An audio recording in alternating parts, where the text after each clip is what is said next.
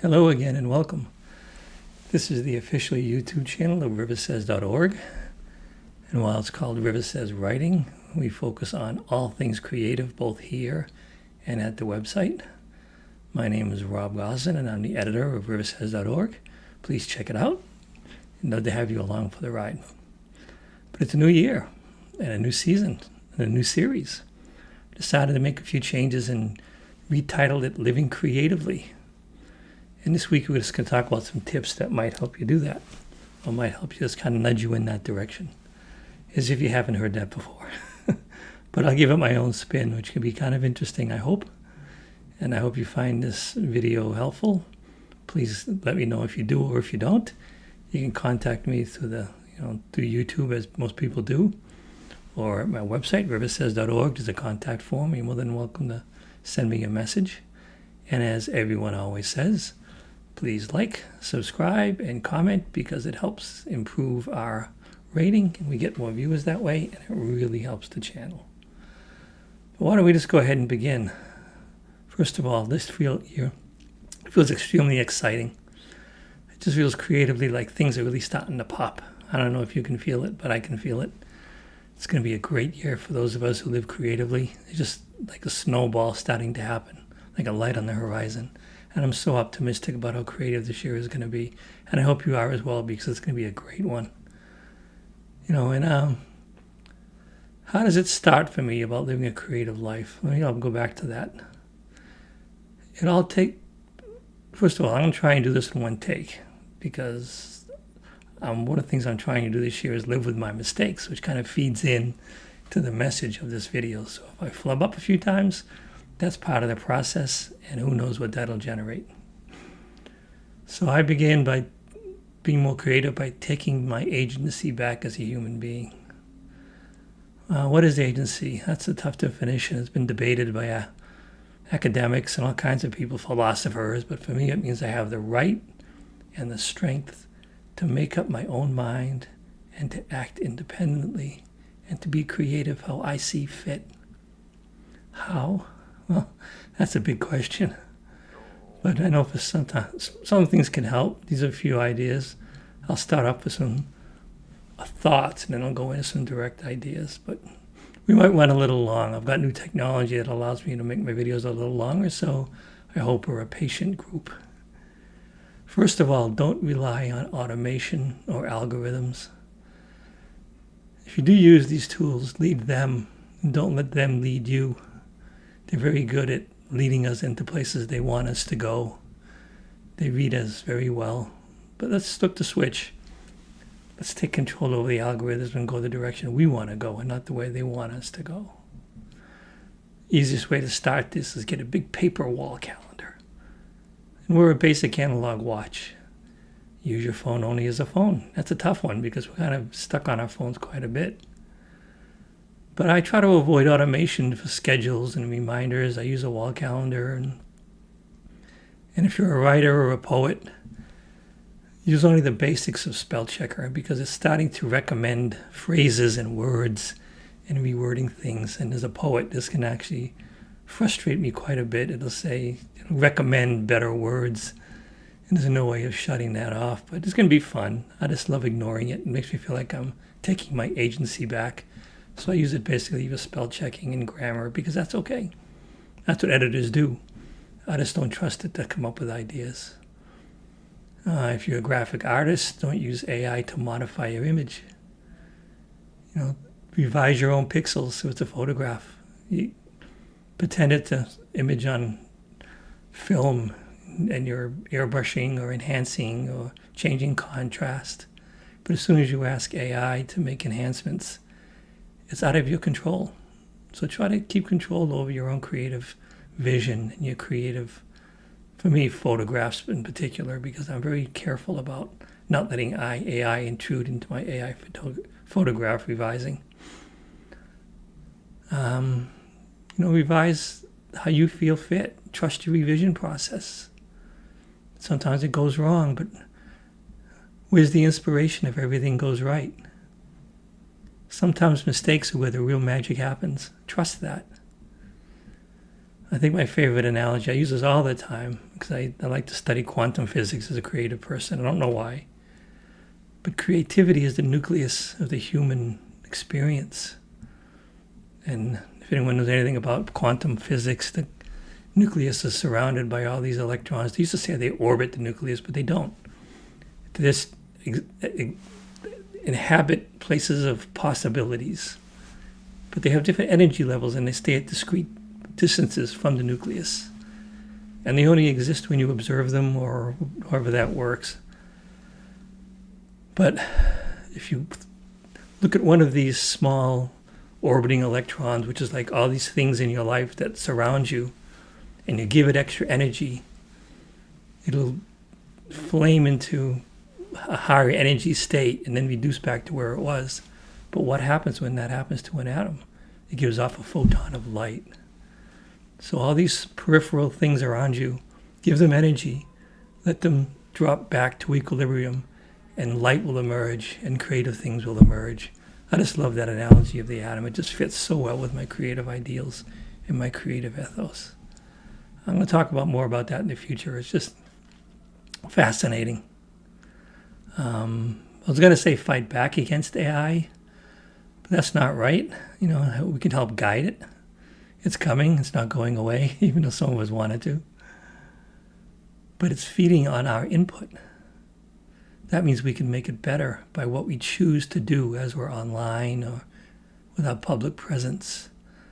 AI is designed to build a virtual personality based on the feedback of all the people who post and say things and social media and all that stuff. So say nice things online. Be kind. Be generous. We can all, as a group of creative people, help steer AI into a more gentler, creative place. And also you'll feel better if you just be kind all the time. I know I do.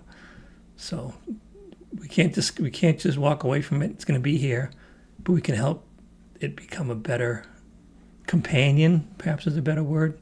I wouldn't call it a friend, but it's going to be there, kind of like a coworker. Maybe I'll play with a few tips. I'm sure you've heard most of these before, but like I said, I always try to keep my spin on them. And I have some pretty unique thoughts about what it means to be creative. First of all, I like to say we get set in our ways with everyday tasks and everyday things in our lives. In my whole life, I was involved in business, and I talked to a lot of people who were involved in business and sales and marketing, that sort of thing. And early 20th century, actually late 20th century, this theory came out called creative destruction. It means you break everything, even if it's working, and the valuable stuff will rise to the top. It was pretty profound and it was pretty dramatic, but I'd like to propose a simpler version of that. Just start breaking habits a little bit, What's a better way to put that? Make room for creative inspiration by just doing things a little bit differently. Stay simple. Change how you dress a little. You don't have to go, completely change your wardrobe. And why do I do that? Now, I do that myself. I've been doing open mics for years, and I always tend to wear the same thing, my herringbone jacket, my gray brown fedora. They're all very important to me, but it's a habit. Maybe habit isn't the right word, but it's my persona. So what did I do? I added a little, I don't know if you can see it, little guitar pin right here. Just a little pop of color and difference. And why do I do these things? Because they can start creative conversations. For years, people have known me as the guy in the herringbone jacket and the brown hat and the blue shirt or the white shirt or whatever. But the last time I went to an open mic, someone saw the pin and said, "Hey, I like your pin." And it started a discussion about music. So it broke out of my writing persona, and now I'm talking about my music. Because I do try to play guitar, even though I shouldn't say I'm not good at it, because I enjoy it. So that means that it fits a place in my life that's important. So you don't have to be good at something for it to be important. You just have to practice it and enjoy it and embrace it. And that's what I do with my guitar playing. What else do I want to think of? I am glancing at my notes. I built my little homemade teleprompter here so I can glance aside and look at my notes. So you see me glancing to the one side, that's what I'm doing. What else do I do? I try to find physical copies of music and movies and that kind of thing. As AI and as the algorithms get better and better, and they get to know us better and better, they only present us with things they know we like, with things they know, or things they think we like. So stop buying CDs again. So make a library, put a big shelf. They look great on a shelf. They're not as heavy as books. So they're not going to collapse yourself. But you can always just go grab a CD out of your list and play a song you haven't heard in a while, because chances are the algorithm's not going to show it to you. So keep those in hand. And also things disappear online. Movies, songs, they just vanish. The algorithms blow them away. So have a physical copy on hand.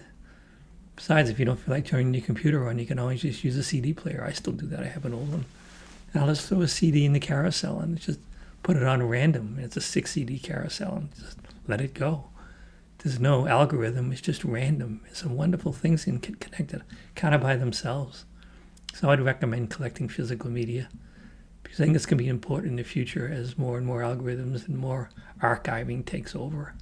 Because those things are going to stop being controlled by other people. We need to control our own archives. I think that's critical. Excuse me. There is an awful lot that gets ignored by AI, and it's our job to go and find it and keep it and then archive it, because we're creative people. And the next generation of creative people is counting on us to carry on that tradition. We can't let AI create the next tradition of creative people. It has to be humans passing the torch. Kind of like in the old days when one person who knew how to draw on the walls of a cave would teach somebody else how to take a burnt stick and scratch an image on a cage. And we just pass it down on a cave, We pass it down from human to human, because that's what's very important. What else do I do? Some of these are kind of silly, but I make my shopping creative. I actually handwrite my shopping list. I used to have a spreadsheet or a doc file, but I ditched it. I even tried drawing a list instead of having a handwritten grocery list. I drew pictures like eggs and ham and coffee and things I like. It was just a creative expression, a creative experiment in how to try and push yourself creatively a little bit. And it's a lot of fun. Try to get, another thing I try to do is once in a while I'll mix up my adventure at the grocery store. I'll shop backwards, or I'll start in the middle and work my way out, or start on the outside and work my way in. I just try to break the habit, because that's when things happen. Creative edges get lost in habit. They just seem to fall aside to the wayside. What else would I recommend? Here's a big one. Take day trips. If you got a car and you can drive, but don't just trust the algorithms to get you there, because it's going to get you there the most convenient way. And things get lost in convenience. So what I did is I bought an old-fashioned paper map. They used to give them to you at gas stations. But I spent like $10 for a map. And it's a typical paper map of New England, because I live in New England. And I got a compass, and I put the point of the compass right where my hometown is. And I made the circle about an hour and a half to 2 hour drive. And I drew a big circle around with my home base at the center. And it was amazing in all the different routes I can take, and how many parks and points of interest fall inside that circle. You're not going to see that if you just punch it into your phone and say, get me somewhere. It's just exciting to look at all the different choices, and it's just kind of thrilling and kind of old-fashioned, and it inspires creativity. And don't take the shortest route. Just aim in the general direction and follow the map and get you where you need to be. You'll probably bump into stuff you'll be excited to see. So I would recommend that highly. It's something I've started doing, and it's just a big part of my life. If you don't have a compass, get a piece of string, tie it to a nail or a pin, and stick the pin in your hometown, and gauge like a 2 hour drive and draw a circle. It's just pretty amazing at how much stuff just pops up. It's quite incredible. What else was I gonna say? This is a pretty common one, but Maybe you should just try and be more playful. Playful is fun. The older we get, the stop. I was going to check my time here real quick. I'm doing great. I'll start again. The older we get, the more playful we seem to fall. That falls by the wayside. I don't have any young children in my life, or I have one, but I don't get to see him very often. I have a grandnephew, and he's amazing, but I don't have any grandchildren of my own, and my own children are all grown. But become playful yourself. Sidewalk chalk, it's not illegal. You can go on a public sidewalk and just write cool stuff, draw pictures. Clay, buy some clay. The cool stuff that smells really good. I can't name it by name because that would be a copyright infringement. We all know what I'm talking about, but you play with it if you get my drift. It has that cool, take me back to being a kid smell. I also recommend playing games with real people because that creates conversations. If you're playing chess against a computer, you'll probably get better at chess. But if you're playing chess against a person, you have conversations and fun things happen and exciting things happen. It's just a human connection. One of the things I like to play cards, but I used to play cards on my computer. I play solitaire. That's not being human. That's not sharing humanity. Find someone to play cards with, or a group of people. Chess, like I said, checkers, always with another person. And make sure you buy a good set. If you're going to buy a chess set or checkers or cards, get something tactile because that helps add to the experience. And you can just become more three-dimensional. And it reminds you that you're in a three-dimensional world and you're talking to a friend. And it's just a very enjoyable experience. So this year, I would really recommend we try to spend more time playing games with people who mean something to us, or friends, or even make new friends and find places that play games. Some libraries and senior centers and churches have card games and that sort of thing. What else? This is kind of an interesting one. One of my favorite things I've started doing as a creative person is I grow plants from seeds indoors, even in the winter. I've started buying bonsai tree kits from different places. At first I failed miserably, but I kept trying, and now I'm having some success. And what does this do? Well, it reminds you that things still grow. It's a wonderful example that life goes on. It's also interesting because you have to, with certain seeds, you have to pretend that it's winter. You have to put them in the refrigerator for a while and trick them into living through a winter before they'll grow. And that's fascinating. And some you have to sand through the outer husk until you just get a peek at the inner seed. There's some fancy words for this, but it's just a great process of having to work with the seed before it actually goes in the ground. It adds a whole new dimension. But you have to plant more than one seed if you want any kind of success. I grow like 6 or 7 at once. And I'll get 5, which is not a bad deal. When I first started, I was getting 1 or 2. But something else it reminds me of. They compete to be the biggest and the strongest, and at some point you have to decide which one probably has the best chance of being the tree that it needs to be. So you have to go through and thin out the other ones. I do it by just snipping them at the base with a little pair of cutters I have. And this is another very important reminder that life is transitory. And if we're going to be creative people, we have to take advantage of the time we have. Because as we grow, growing goes on for as long as we live. And life, it's a finite, in the physical world, it's a finite thing. I'm trying to think of the right word. So just remember that. Things will grow if given the right conditions. And it's wonderful to watch them grow. But you also have to remember that sometimes you have to decide which ones that you have to let go of, because it's hard to let go of things. I find it painful to snip away the ones that aren't going to make it. It just hits me kind of emotionally. I'm kind of an empathic person. But then when the one I leave behind gets really big and strong, it's just wonderful to have around. It makes me smile. What else was I going to say? Here's a big one that everyone talks about. Start a journal. It can be a morning journal with dreams. It can be a morning journal after breakfast with what you expect to do during the day creatively. For a while, I kept a graphic journal. I'm not very good at drawing. I'm trying to get better. But I don't have to be. That's not the point. Give yourself some grace. Just make sketches of what comes to mind in your journal. I know people, and I've done it myself, I journal at the end of the day before I go to bed.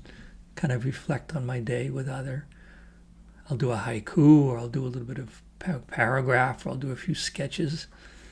But keep a journal. It's just do it on a piece of paper with a pencil or a pen or crayons or colored pencils. Don't do it on the computer. Because again, that gets scraped. It goes to AI, and journals are very personal. But just keep them, and don't throw them away when they're full. And don't always go back and reflect on them when you're done. The whole point is that you did it, and you just were creative for that little moment of time. And you carved out that moment of time to be creative. Wonderful things have happened to my journal. Just things I can't explain. Oh, another game I forgot to mention, darts. Darts is great with friends because it adds an element of a little bit of, danger and risk. And it feels kind of primitive, but it's fun. If you like playing games outdoors, try bocce, because it doesn't take a lot of strength, and you can have a group of people, and it's a good laugh, and it's fun, and there's some great places to play in parks and things.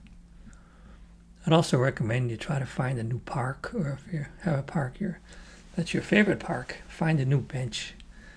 Spend some time on it with a notebook in hand and just write down what you feel. But I think one of the most interesting, I'd call it an interesting tip that I came up with this year was I try to speak or think in similes instead of metaphors. Actually, flip that. That's backwards. But like I said, I'm not going to amend this.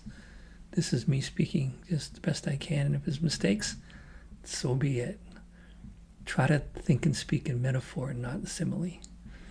We all know simile includes, maybe we don't, but simile means like or as. Like today I feel like a freight train, or today I feel like I got hit by a bus. Make it a metaphor. Say things like, today I am a rainstorm, or today I am a freight train, or today I am a tree. Because what does that do? That puts the feeling after the event. When you're thinking in similes, the feeling comes before the noun. So when you're thinking and speaking in metaphor, you have to create a space to think about what it would be like to say, like, today I'm a roller coaster. What would that feel like? What would it sound like? What would it smell like? All those things are lost if it's a simile and not a metaphor. So try and stay metaphoric.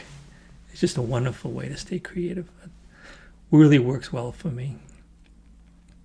But it just makes me think more about my feelings based on how I think about situations. Okay, well, I think I'll end this and wrap it up with, but what's the most important thing I would like to say? We're all creative people. At least I hope we are. Actually, we are. Every human being in the world is creative, one way or another, even if they don't know it. And be the creative person you want to be a year from now, but be it today. What does that mean? When we create things, we feel a certain way. It rises up in us and we realize we've done something the world has never seen. And it creates feelings of accomplishment and joy. And we feel ways that no one else in the whole world feels.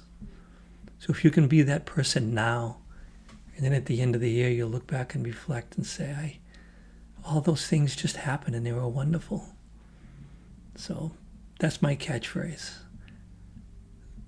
The creative person you're going to be a year from now, live your life that way now. It's an amazing shift in perspective. So I guess it's time to wrap this up. I wish you all a very healthy, prosperous, happy, creative new year. Like I said, please follow along with us. And if you want to visit us at the website, it's riversays.org. We embrace all creative modes of humanity: poetry, writing, prose, art, graphic arts, anything not AI created. We're kind of strict about that. It has to be a human creation. It has to be based on something that people can do. So check it out. Let me know what you think, and let me know what you think about this video. I'd love to hear about you. Like I said, like and subscribe. And if you have any comments, I think you can leave them below. I have my comments turned on. or go to the website and use the contact form and just get a hold of me. I'd love to chat about things creative, and I'll try to get back to you. But I hope this video was interesting. If you have any ideas, send them to me. I can do future editions. And as I go out through, continue this year, their focus is going to stay on living creatively. That's why I call this episode 1. It's a rebirth of the series. I haven't decided what episode 2 is going to be yet, but maybe you guys can give me some ideas. And I'm going to try and increase the frequency of my broadcasts, maybe once every week, once every 10 days. Because I enjoy spending time with creative people, and I feel like I'm doing that when I'm here on YouTube speaking to all of you. So it's been an honor. It's been a pleasure. Have a spectacular new year. And stay creative, because that means you're really hanging on to the core of humanity. I truly believe that. And I'll see you next time. Take care.